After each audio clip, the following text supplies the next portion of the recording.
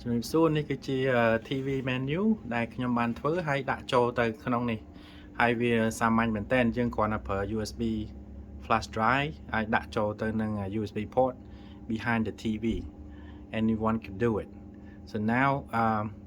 ចាំខ្ញុំបង្ហាញថាយើងដាក់យ៉ាងម៉េចយើងចាប់ផ្ដើមមើលថាតើយើងដាក់ចូលយ៉ាងម៉េចហើយវាសាមញ្ញមិនខ្លះ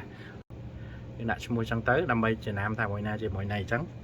ហើយតមកគាត់ដាក់ចូលឯណា USB port បាទឥឡូវយើងនាំគ្នាមកមើលតួឯកក៏ដាក់ចូលមើលក៏ដាក់មិនមក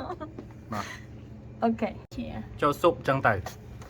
អូខេឥឡូវយើងមកវិញត្រឡប់មកវិញអូខេណាហើយបើក TV on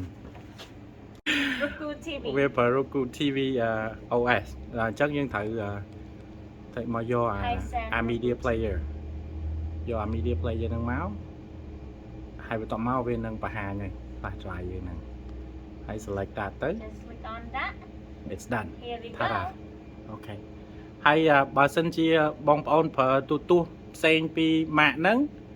ជាទូទៅវាមានប៊ូតុងមួយនៅលើកន្លែងនេះវាដាក់ថា input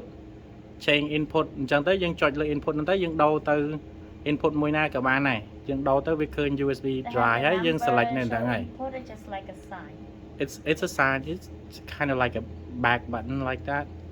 អាហ្នឹងគ្រាន់តែយើងចុចលើវាទៅវាឲ្យ select input ហើយអាចយើងប្រើជា HDMI ឬប្រើជាស្អីចឹងទៅ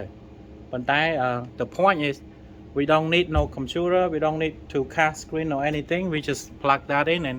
it'll work like this